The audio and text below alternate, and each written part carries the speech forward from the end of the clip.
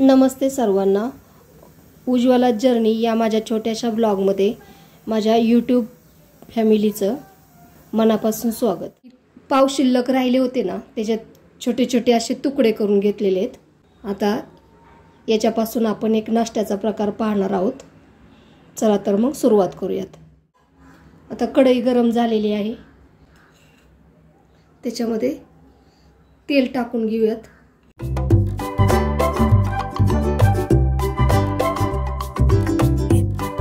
आणि थोडंसं बटर टाकून घेऊयात, किंवा तुमच्याकडे जर साजूक तूप असेल तर तूप टाकलं तरी चालेल। तूप आणि तेल, आणि ते नसेल तर बटर आणि तेल, हे दोन्हीपैकी एक टाकलं ना टेस्ट याला खूप छान येते।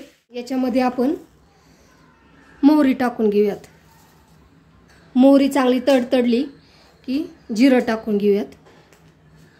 कांदा बारीक चिरून घेतलेला आहे, तो आता याच्यात टाकून घेऊयात। कांदा थोडासा गुलाबी आणि मऊ झालेला आहे, जास्तही परतायचा नाही। याच्यामध्ये ढोबळी बारीक चिरून घेतलेली आहे, लाल ढोबळी आणि हिरवी ढोबळी। आपण चायनीज पदार्थांमध्ये पाहत कसे थोडंसं परतून देतात मोठ्या गॅसवरती, तसं परतून घ्यायचं।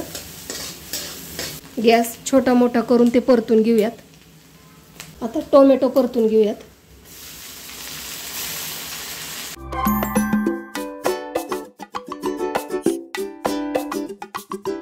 थोडंसं तेल आणि थोडंसं बटर याच्यामध्ये परततोय, पण खूप मस्त सुगंध येत आहे। 1 ते 2 मिनिट एवढं असेच परतून घ्या। त्याच्यानंतर बारीक चिरलेली कोबी धुवून पाणी नितळून घेतलेलं आहे, सर्व मिक्स करून घेऊयात।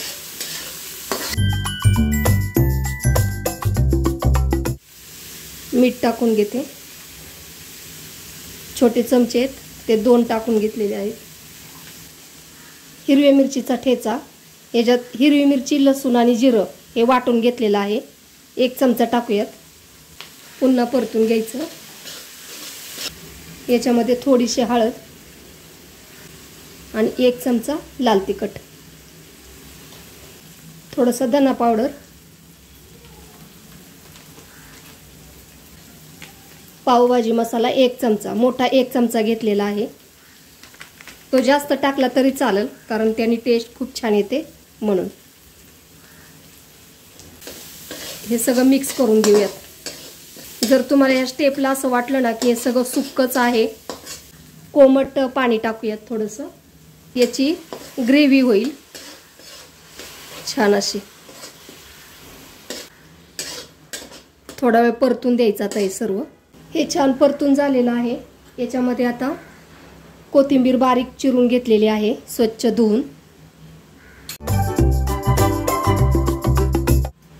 आणि आता आपण हे पावाचे जे तुकडे केले होते, हातानेच केलेले आहेत छोटे छोटे, हे याच्यात टाकून घेऊयात।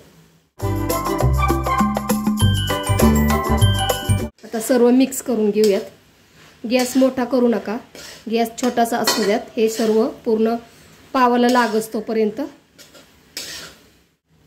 आता आपण या स्टेपला गॅस थोडासा फुल करूयात, कारण हे जे मऊ पडलेले पीस असतात ना ते थोडेसे क्रिस्पी होतील त्याच्यासाठी।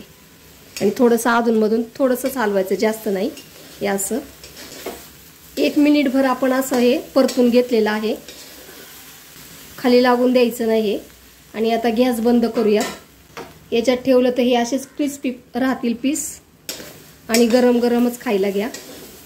डिश शक्यतो सर्व करताना डिशमध्ये हे पीस टाका, त्याच्यावरती कुणाला सॉस लागत असेल तर सॉस घ्या। चीज वगैरे खिसून जर पाहिजे असतील त्या पद्धतीने घेतलं तरी पण चालेल। मला माझी रेसिपी कशी वाटली, माझा व्हिडिओ आवडला असेल तर लाईक, शेअर आणि सबस्क्राईब करायला विसरू नका। धन्यवाद।